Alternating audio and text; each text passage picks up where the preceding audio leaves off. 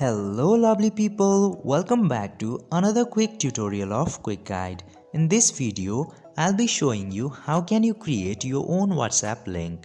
So without any further ado, let's dive right into this exciting video. Step 1. Open your WhatsApp application. Firstly, you have to open your WA Business application, and after that simply click to this 3 dot button into the top right corner and click to settings here. Step 2. Select the business tools. Now after coming to setting, just simply select the business tools here and again click to 3 dots into the top right corner. Then click to sort link. Step 3. Create the link. Now after coming to the short link option, your link will be shown into here.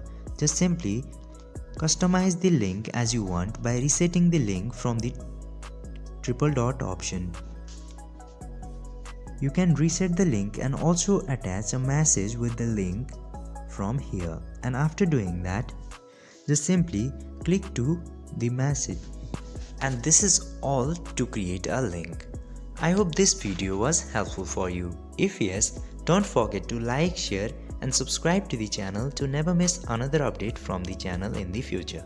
Thank you for watching the video.